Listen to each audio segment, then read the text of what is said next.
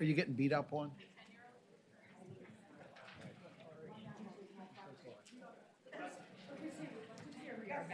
Mr. Chair, you have a quorum. Okay, this is not the normal meeting time and not the normal meeting place for, so we'll probably save all our introductions for later.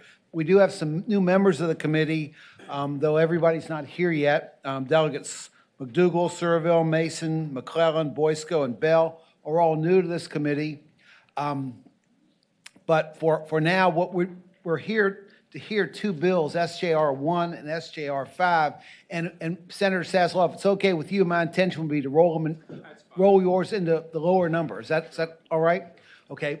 Listening is hopefully it's okay with the Senator McClellan as one of the chief co-sponsors. Yes, make you a chief co-sponsor. Do I need a motion for that? So moved. Okay, to move to roll them in and make Senator Sasloff chief co-patron. Okay, all in favor? Do we have to record that vote? Okay, all in favor, vote aye.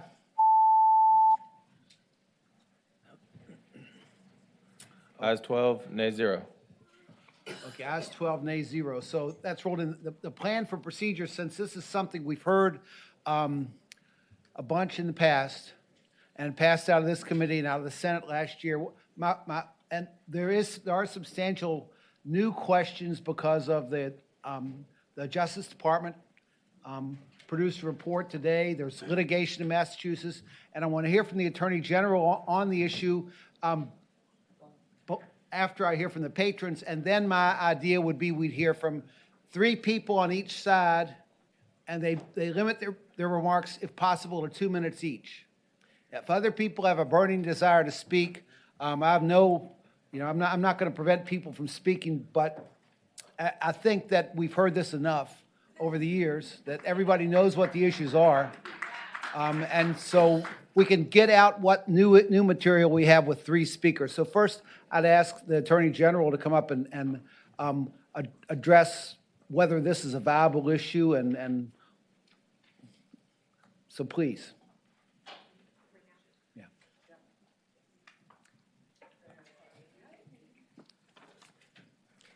Mr. Chairman, members of the committee, I'm Michelle Callan, Deputy Solicitor General from the Attorney General's office. Attorney General Mark Herring supports the Equal Rights Amendment, and he believes that it can still be ratified and should be approved by this committee. And the Attorney General is committed to ensuring that the will of Virginians is executed. Article 5 of the Constitution sets out specific roles for Congress and for the states, and specifically it says that Congress shall propose amendments and propose the mode of ratification. States then have the role of state legislatures have the role of voting on the proposed amendments. Now, as to the OLC opinion that was issued yesterday, it's an OLC memorandum, and Article 5 of the Constitution does not set forth a role for the executive branch in constitutional amendments. There's a specific role for Congress, and there's a specific role for state legislatures, but there's not a space in Article 5 for the executive branch to come in and weigh in and try to referee issues of constitutional amendments. So from the Attorney General's perspective, the OLC memorandum is neither binding nor correct as a matter of law, that the ERA is still live before the states and can still be ratified. Thank you. Are there any questions of Ms. Callan? Yeah. Senator Eben. Hi, I just wanted a clarification on what a federal OLC memorandum is. I don't know the OLC initials. It's the Office of Legal Counsel, and it was advising the archivist as to a question related to the viability of the Equal Rights Amendment. On its face, the memorandum that was issued yesterday also specifically admits that it contradicts prior OLC memorandum and prior OLC opinions in relation to the Equal Rights Amendment and in relation to previous amendments. In fact, the most recent amendment, the 27th Amendment, the Madison Amendment about congressional pay, that amendment took 203 years to ratify. And so that also shows that this idea that a constitutional amendment has to be ratified in a very specific short time frame is just wrong. And if we can ratify in 203 years, we can certainly do it in the time frame of the ERA. Please, hold on a second. I'd ask you to restrain yourselves if you can, please. Mr. Chairman. Are there further questions? Another for Ms. question. Callen? Mr. Surville, Senator Surville. I have a couple legal questions. Is there anything in the United States Constitution that prohibits the United States Congress from extending a deadline after it's expired? No, there's nothing in the Constitution, and specifically Article 5 is the provision of the Constitution about constitutional amendments, and there's nothing that restricts removal of a deadline if a deadline is inserted. There's also nothing in there that gives Congress the authority to impose a deadline. Mr. Chairman, further question? Senator Surville. Likewise, is there anything in the United States Constitution that prohibits the United States Congress from retroactively accepting ratifications that have occurred after a deadline is run? So to the extent your question assumes that that a deadline is, it's Effective. possible to input a deadline, to the extent one thinks that Congress, to the extent Article 5 permits a deadline, then that same reasoning would permit Congress from removing said deadline. Got it. Further question, Mr. Chairman? Senator Surville. There's another case that gets thrown around a lot that I've seen where there was some litigation that occurred at some point in time, and I believe a court dismissed a case on grounds of mootness. Am I correct that case did not actually litigate the merits of whether or not the amendment was live or not? It just simply dismissed the case for being moot? That's correct. Okay, thank you. Are there further questions? Senator Reeves. Mr. Chairman, ma'am, how do you explain one of the biggest supporters, I would think, from the Supreme Court is Justice Ginsburg? In September of last year, to quote her, she was, I think it was at Georgetown, and she talked about that the ERA needed to go back through the process because the ratification process in 1982 and the extensions, all those things were invalid. How do you explain her quote? She says, "I was a proponent of the Equal Rights Amendment. I hope someday it will be put back in the political hopper and we'll be starting over again collecting the necessary states to ratify it." How does that Justice Ginsburg comment, as it conflicts with your assessment of what the legal process is, how do you all take that into factor? So it doesn't conflict with the idea that Virginia can ratify and be the 38th state. Right now, we're in the political hopper, as she referred to, voting on it, and the number of states needed is one. There's another way to go about in inputting. So there are two ways to input the ERA into the Constitution. One is to have an additional state, a 38th state, perhaps Virginia, ratify and put it in the Constitution that way, or to start over.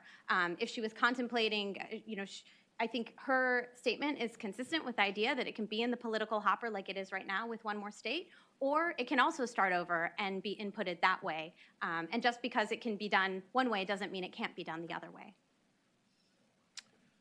Are you done, Senator Reeves? Senator Peake. Yes, thank you, Mr. Chairman. A couple questions.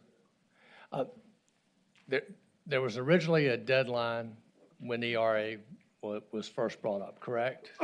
In Congress's joint resolution, there was no deadline that in the language of the amendment sent to the states.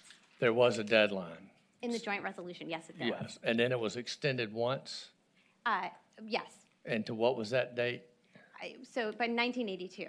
And that was done by Congress? That was done by Congress also in a joint resolution, not in any content of an amendment never sent to the states. And there's been no extension since 1982, is that correct? That's correct. Is there any motion, bill, anything pending in Congress right now to extend the deadline? There's a motion to remove the deadline, yes. And is that in the House, Senate? Has it been voted on? Where does that stand? It's in the House. In the House. Voted on? Not yet. Okay, thank you. And our view on the amendment is that, our view on the purported deadline, it was never sent to the states, and Article 5 does not actually provide that deadlines can be put into amendments, and definitely not without being in the content of the amendment without being sent to the states. And so the constitutional amendments, there are constitutional amendments with deadlines inside that ended up in the Constitution that the states actually voted on that deadline. But what's interesting is that the Supreme Court has actually never struck a constitutional amendment that was ratified outside of any deadline. And so there's no reason to believe that this kind of purported deadline is somehow going to undercut Virginia's ratification of the ERA. Okay, thank you. Are there additional questions? Thank you, Ms. Cowan. Thank you. Appreciate it. Okay, SJR 1 with Chief Patrons McClellan, Locke, and Sasslaw. The committee would be pleased to hear something from the patrons.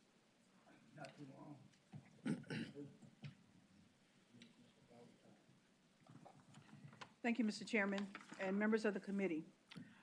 The time has come for Virginia to become the 38th state to ratify the Equal Rights Amendment. There is no time limit on equal rights. I am baffled about the controversy surrounding the issue of equality. Equal means equal. I registered to vote in 1972, the first year that 18-year-olds could do so.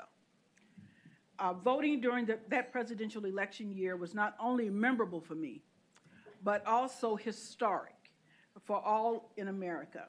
In previous years, the United States would have denied me this powerful right. I was young. I was under the age of 21. I was actually under the age of 18. I was African American, where all kinds of barriers were put in the way of me voting. And I was a female. So it is now time for women to have the constitutional protections against gender-based discrimination. The barriers that were put in the way of me being an 18-year-old were removed with the 26th Amendment. Barriers that were being put in the way of me voting because I was an African American were being removed through the Voting Rights Act and other constitutional means. When I entered college in 1972, I learned about the Equal Rights Amendment, which Congress had recently submitted to the states for ratification. I learned that women were often thought of and treated as second-class citizens. I learned that despite promises of equality, women really did not enjoy the same rights under the law as their male counterparts. This sounded familiar, and I realized that African-American women had two strikes against them. I vowed then, as I do now, to right that wrong. So, righting this wrong is an effort that continues to this day. During the decades since Congress submitted the ERA to the states, through legislation and court decisions, women have achieved a precarious equality with men.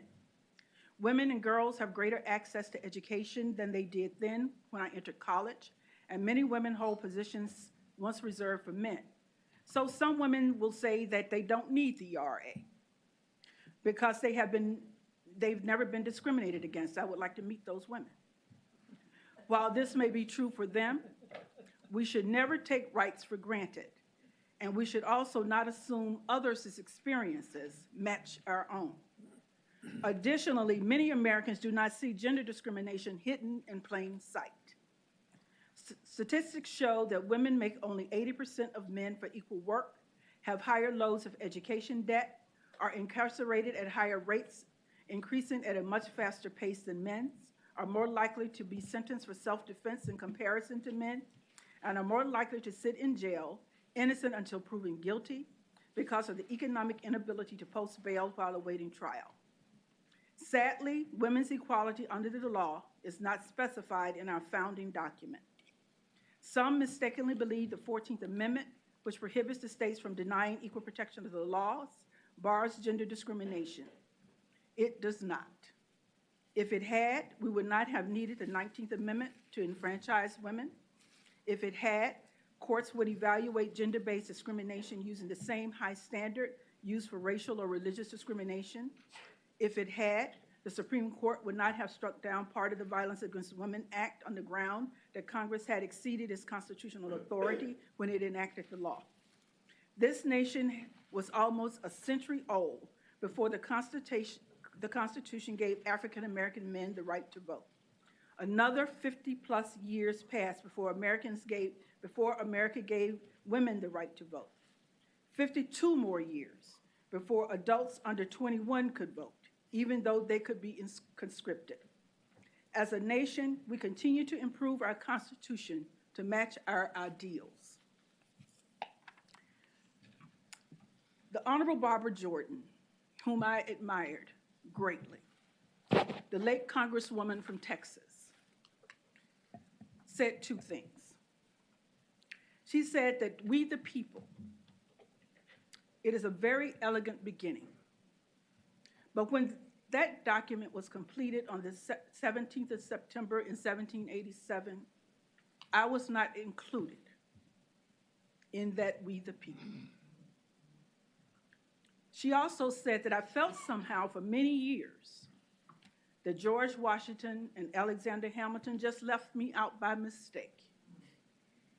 But through the process of amendment, interpretation, and court decision, I may have finally been included in we the people just a little bit. It's time the Constitution prohibits gender discrimination with this simple phrase: equality of rights under the law shall not be denied or abridged by the United States or by any state on account of sex. Voting in support of equality is not a difficult or tricky proposition. It is simply the right thing to do. Without hesitation, we should ratify the Equal Rights Amendment in 2020. Okay, thank you, Senator Locke. Does anybody have questions? Senator McClellan. Thank you, Mr. Chairman. We just finished celebrating the 400th anniversary of the arrival of women here in Virginia. I want to put that history in a little bit of context. Why did they come? Because in November of 1619, the colonists realized that if Virginia was going to survive as a colony, as a permanent settlement, they needed women. So they recruited women, quote, to make wives to the inhabitants. 90 women arrived in May of 1620 and another 57 in 1621. But their rights were surrendered to their husbands. They could not vote. They could not hold public office. They could not own property. Other women who came that year were considered property. In 1776, as a result of the Age of Enlightenment, as we were beginning to birth a new nation, the Declaration of Independence established the principle that all men are created equal and that they are endowed by their Creator with certain inalienable rights. And among them are life, liberty, and the pursuit of happiness. And then in 1789, as her husband was going to the Constitutional Convention, Abigail Adams said, "Remember the ladies and be generous and more favorable to them than your ancestors." They didn't. They weren't. But through the process of amendments, through the process of the suffragette movement, through the process of the women's rights movement, through the process of the civil rights movement, we began to change that in the wake of the Civil War. When rising out of the ashes of a nation torn apart, we recognized everyone born here as a citizen. We did not give them all the rights that came with citizenship. That was rectified 150 years ago for African American men by giving them the right to vote. But not until the 19th Amendment were women given the right to vote in the Constitution. Those amendments in and of themselves were not enough. They started the process. But when those amendments were passed, African American women still were not granted the vote. They needed legislation that built upon that foundation to grant them that. After centuries of unequal treatment, it doesn't go away with a magic wand. We understand that. It's a process. But that process must be rooted in the founding document of our nation. Women are 50 of the population, higher than that here in the Commonwealth. In other countries who look to the United States as a model in creating their constitution, women are granted equality. Why not here? In our founding document, it is time to remember the ladies. In our founding document, it is time to say it is unacceptable that after 400 years, there are still only 4 women who have been nominated by their party to run for statewide office, one of whom is in this room. That after all of these years, there still has not been a woman president. After all these years, if you look in the boardrooms, in the courtrooms, in the State House, we are not equally represented. The reasons are barriers that were put in place in the law long ago, that by enshrining equality under the law for all, we can finally begin to eradicate. And for that reason, we've waited too long. It is our time. Thank you. Okay. Are there questions for Senator McClellan? Okay, Senator Sassol, you're also a chief co-patron, so. Yeah, I'll be brief. Let me give you just a quick brief history. I got to the General Assembly in the 70s, and that's 19, not 18. And the ERA was just getting started, as far as being able to go through the states. We were never able to get that out of committee in the House. And the first time it came to the floor, I think, was 80 or 81 in the U.S. Senate. And at the time, believing that Chuck Robb, who was the lieutenant governor, could vote to break a tie, one of the Republican senators backed off and didn't vote. So it was 20-19 to pass it, or 20-19 against it, and it failed. And we haven't had a good shot at it until recently. But I want to tell you of one or two situations that I distinctly remember, if you don't think that action by us is important. I don't know how many of you, but quite a few of you probably know of Barbara Keenan. She's a justice now on the judge on the U.S. Fourth Circuit Court of Appeals. She became a general district judge at age 30, circuit court judge 2 years later, and she was the first woman circuit court judge, I think, in the state. And Chuck Robb created the Court of Appeals, and when I remember, I think it was in 85 or 86, I was one of the people that presented her. Hardaway Marks, I think, was chair of Courts of Justice in the House. And I gave her a very, very glowing introduction. And let me tell you what he said. She was a graduate of Cornell undergraduate school, and George Washington Law School, and a master's degree in law from UVA in the 90s, early 90s. He said to her, if you're so damn smart, why didn't you go to UVA? And she says, because your predecessors wouldn't let me. She says, what do you mean? He says, women were not allowed at UVA. And incidentally, I've got a memorial resolution being circulated on the floor of the Senate.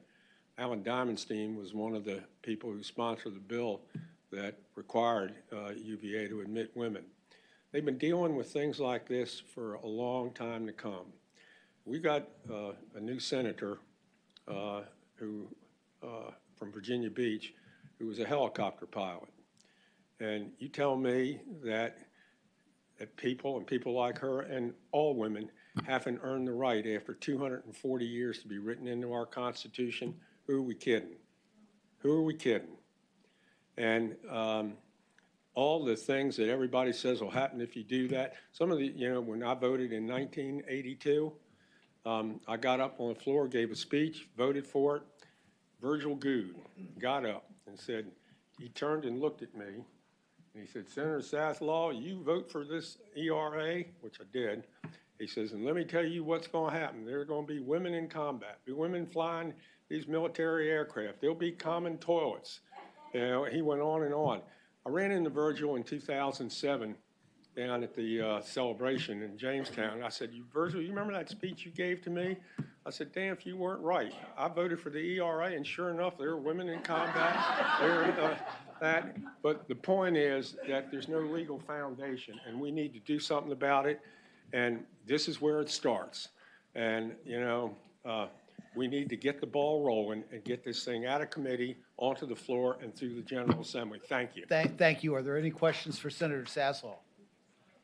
Okay, as I said at the beginning, I'd like for 3 people for to speak, and then 3 people against, and 2 minutes each. And I will give everybody a chance to hold up their hands and say whether they're for or against. But I think I hope we can limit it to that 3 apiece.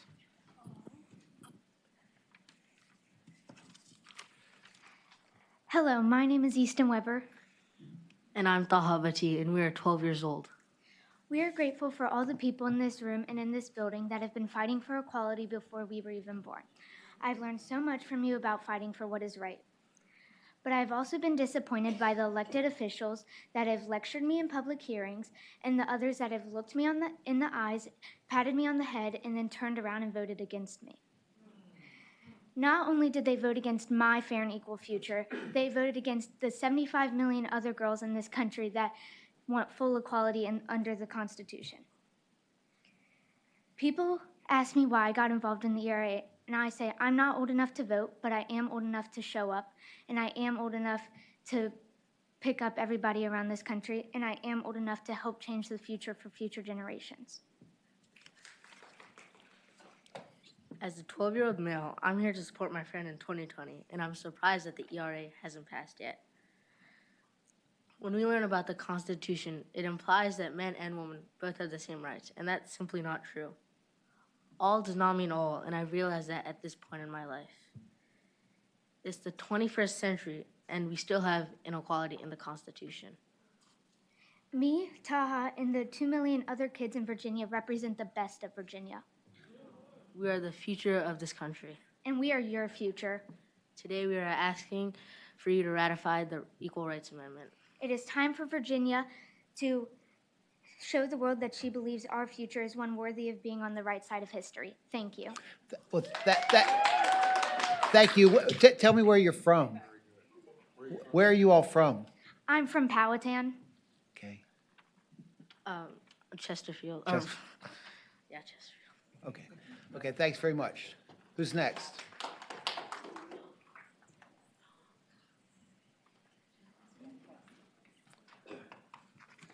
Okay, and if you could tell us who you are and where you're from to start off with. So my name is Evie Florak, and I'm from Henrico.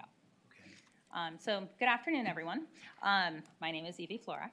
And when I was Easton and Ta's age, I learned all about how the Civil Rights Act and Martin Luther King Jr. solved racism in the 1960s, and the Equal Rights Amendment and Gloria Steinem solved sexism in the 1970s. Believe it or not, I actually did ace my history classes. So I learned when I was their age that I didn't need to worry about any of this equality stuff because my mother's generation had already taken care of it. Stupid me. So I'm 28 now, and I've learned a few more things. I've learned that simple laws passed by Congress are not permanent legal protections because the Violence Against Women Act expired 3 weeks ago and everyone just didn't talk about it. I've learned that women's work like pregnancy, K-12 education, and domestic work is financially devalued across the country, and that devaluation is legal. And I've learned even such basic necessities as paid maternity leave and affordable childcare are not considered top priorities by our overwhelmingly male politicians. Even as the US birth rate drops below sustainable levels and potential parents cite finances as a top reason for delaying or foregoing parenthood. I've learned that women entering the workforce has not inspired men to do equal amounts of work in the home, and that housework and childcare in high-income households have been outsourced primarily to women of color. I've learned that 80% of Virginians agree that the Equal Rights Amendment should be in the Constitution, and then I watched last year as the legislature refused to pass it. The Equal Rights Amendment is not a partisan issue unless politicians choose to make it so. But if those politicians choose to make overwhelmingly popular issues partisan, well, I see some new faces here. Thank you. Okay, thanks very much. Are there any questions? Thanks very much. Come on up. Please introduce yourself tell us where you're from. Thank you. My name is Tanja Roberts. I am from Halifax County, Virginia. Good afternoon. I am from an area where there are many women who are advocates for equal rights. And though we are tucked away in the southern part of Virginia, we are listening and we are on track. The Equal Rights Amendment must be ratified post haste. I am a daughter of a mother who was a retired school teacher.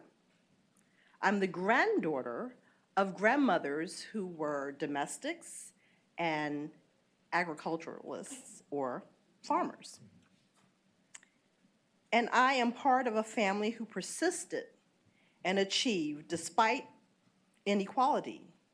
And so today I stand before you as a mother of 3 daughters. And all of my daughters seek higher purpose in male-dominated fields such as architecture, international relations, and scientific research. Should yet another generation of women have to work harder to be paid less than their male peers? If you have daughters, or you dreamt of having daughters or granddaughters, or perhaps a woman has had a positive impact on your life, then you should be crossing the aisles and ratifying the ERA, making the ERA a reality and inequality of memory. This is not a partisan issue. This is an issue of humanity, an issue of just treatment, an issue of decency. The civil rights of all Americans, present and future, regardless of their gender, regardless of background, must be protected with all due immediacy. The opportunity to take a bipartisan action is now. Be on the right side of history. Make America live up to its promise and vote to ratify the Equal Rights Amendment. Thanks very much. Thank you. Does anybody have any questions of this witness? I'd ask for everybody who is in support of the resolution to raise their hand. Okay. Now I'm sure thanks very much. I'm sure there's another view, so 3 people who oppose each have 2 minutes to speak. Yes, ma'am, if you could identify yourself by name and where you live. Thank you, Mr. Chairman. My name is, and members of the committee, my name is Colleen Holcomb. I'm an attorney from Yorktown, Virginia. I'm a board member with Eagle Forum, and I represent the Virginia Family Foundation. And as you consider this legislation that purports to ratify the Equal Rights Amendment, I would submit to you that if you're truly concerned about inequality and injustice, and I assume that everybody who seeks office in this honorable body is, we need you to be good stewards of taxpayer dollars, so that you can fund priorities that will ensure equality of opportunity. Things like raising teacher pay, things like improving education, and helping actual victims of injustice, things like improving our foster care system. One of the worst things that you could possibly do is to pass this long debt amendment and put Virginia taxpayers on the hook for millions of dollars in legal fees to fight an unwinning legal battle, notwithstanding the report that we heard from the Attorney General's office, although the report that you heard makes it clear that this is going to be a legal battle and it is going to be ongoing. Now, you heard some of the reports about the deadlines and the issues involved.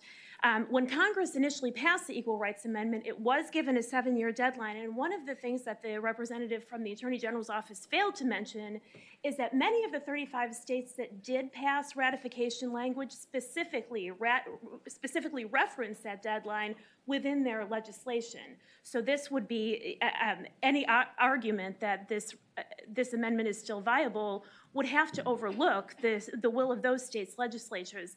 Additionally, they omitted the fact that 5 of those states voted to rescind their, 4 voted to rescind their ratification, and 1 of the states specifically sunsetted their ratification. So clearly, as the Office of the Justice Department has indicated, this amendment is constitutionally dead. And this directive was to the National Archivist, who is the person responsible for making the amendment an official part of the Constitution. So it's clear that no bill passed today is going to make ERA part of the Constitution, but what it is going to do is sign a blank check on behalf of the Virginia taxpayers, and we ask you, please don't do that. Thank you. Thank you, ma'am. Are there questions of this witness? Okay, is there another witness? Yes, ma'am, if you can tell us who you are and where you're from. Yes, Senator. Good afternoon, Mr. Chairman and members of the committee. My name is Olivia Gans Turner. I am the president of the Virginia Society of Human Life. I represent thousands of Virginians who are concerned about this issue. And we are concerned because although the Virginia Society of Human Life has never taken a position against the concept of the ERA, we are opposed, as we have always been, to this version of the ERA that has been introduced today and consecutively in Virginia because it does not have neutralizing language introduced by Congressman Sensenbrenner in the 1980s that would clarify that there is nothing about the ERA that connects it to eradicating or eliminating or curtailing pro-life laws or overturning existing pro-life laws. Because that neutralizing language does not exist, I would advise that the state of Virginia, rather than spending useless dollars on court cases, some of which are actually already in play from other states like Alabama and Massachusetts, which will eventually perhaps decide this at the higher level in the courts, why should Virginia pursue what is nothing more than a ceremonial vote, clearly nothing after the decisions of the DOJ and the archivist who has said that they will abide by the decisions of the DOJ at this point unless so directed from a higher court decision. So at this stage of the game, perhaps the wise angle is to consider that if there are matters that need to be addressed for the future equality and stability of women in America, let us also include unborn women and their mothers and recognize that we should go back to the drawing board, perhaps include the language offered by Congressman Sensenbrenner at the federal level, and guarantee that nothing about this ERA or any subsequent ERA will be used to hammer away at protective pro-life legislation, which affects women and their unborn daughters. Thank you very much. Thank you, ma'am. Are there questions of this witness? Okay, is there another witness? Yes, ma'am. If you could just tell us who you are and where you're from. Yes, my name is Sarah Vaya, and I live in Hanover, specifically in Senator McDougal's district, wherever he may be. So I am a mother of 2, and right now in Hanover, we have a biological male transgendering into a female, changing in the girls' locker room of our middle school. These 12-year-old girls accept this transgender student as an equal until they decided that they wanted to use the restroom, the same restroom. These girls have addressed their concerns with school officials and their parents and other trusted adults. They feel violated every gym class day. They have to take off their shirts, change into sports bras, so they're effectively naked during that time. In a gym locker room, they have the right of privacy. They have the right to not want to undress in front of a biological male. A gym locker room is a place where privacy is and should be expected by these young girls as a safe place. These girls are modest, they're normal, they're just like your daughters, and should be able to decide for themselves when a biological male sees their body for the first time. Instead, a 12-year-old biological male, the male school administrators are making this decision for these girls. Our community is meeting and discussing this issue. But if this ERA is ratified by Virginia and legitimized, the federal Congress would be making the decisions for our community. I think we can all agree that this decision-making process is best when those in the community make it. I truly, for the life of me, cannot understand why somebody would want to run for office in a legislative body and relinquish their power to another legislative body. If this occurs, these 12-year-old girls will be violated again by their state government. Thank you. Thank you, ma'am. Are there questions of this witness? Okay, are there, well, everyone who opposes this resolution, I'd like them to raise their hand. Okay, thank you, ma'am. Thank you. Okay, and are the members of the committee, Senator Evan? I'd like to make a motion unless there's other discussion, Mr. Chairman. Oh, well, you can make your motion, then we can. Okay. My motion is to report SJR as a substitute incorporating SJR 5. Second. Second. Mr. Chairman. I'm sorry, Jennifer, Senator Locke wanted to close before. Mr. Chairman, I also had a question for the Attorney General based on some of the testimony I heard. I don't know if you want to hear that first. I'll withdraw my Want to motion. withdraw the motion for now? Okay, well, why don't you let Senator Servell ask his question, and then I'll ask you all to close up if you want. And Finish up. for the Attorney General's office, I had a quick question. I just heard some testimony that this was going to cost us millions and millions of dollars if we went down this path. And I just wanted to see if the Attorney General's office thought that it could handle the litigation of this matter with existing taxpayer resources so it wouldn't cost taxpayers anything. We can certainly handle any potential litigation with the existing staff that we have. Okay, and a further question, Mr. Speaker? Sure. So therefore, it's not accurate to say it will cost taxpayers anything to pass this in terms of the litigation cost, is that right? That's correct. That assertion is not accurate. Okay, thank you. Okay, and I apologize if the patrons want to finish up, that's. Thank you, Mr. Chairman. Just briefly, if Congress can include a deadline, it certainly can extend or eliminate the deadline. We heard quite a few comments about states that have rescinded their vote. Article 5 of the Constitution authorizes states to ratify amendments, but it does not give states the power to rescind their ratification. Allowing ratification while prohibiting a change of heart makes practical sense too. If states were allowed to rescind as well as ratify, there would be no point in time when we could safely say that 3/4 of the states ratified the amendment, making it part of the Constitution. The uncertainty would make it impossible to know what is or is not in the Constitution. 3 amendments to the Constitution were added while not crediting rescissions. All states that ratified, including those that had attempted to rescind a ratification, were included in the count that determined the amendment was indeed valid as part of the Constitution. The 14th Amendment. Ohio and New Jersey attempted to rescind their ratification. Their rescissions was not credited. The 14th Amendment is indeed a part of the Constitution. The 15th Amendment. New York attempted to rescind. Georgia ratified. Both were considered among ratifying states. New York's purported rescission was ignored. The 19th Amendment. Tennessee attempted to rescind, but its rescission was ignored. The 19th Amendment is indeed a part of the Constitution. So this whole idea about all of these states who have attempted to rescind is irrelevant to this discussion. 3 quick legal points. First, on the threat of litigation, we've already had years of litigation trying to have equality under the law for women, and unfortunately, litigation by itself has not been enough. We need to make it clear in the Constitution. If we don't, we'll have litigation anyway.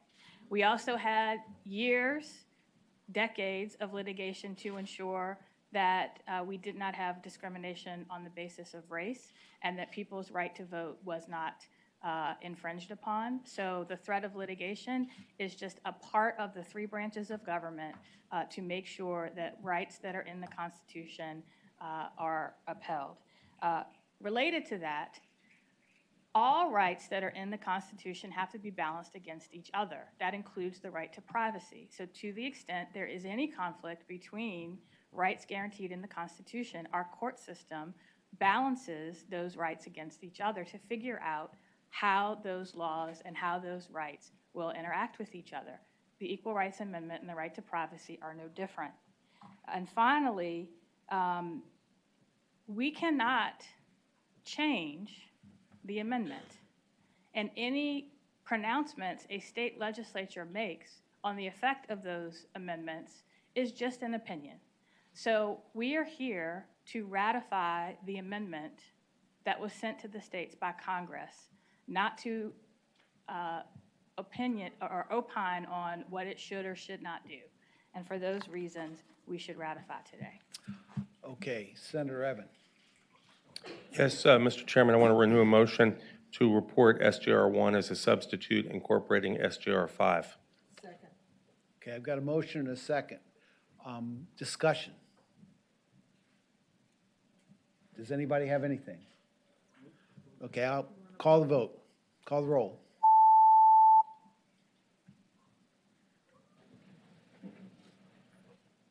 Ayes 10, noes 5.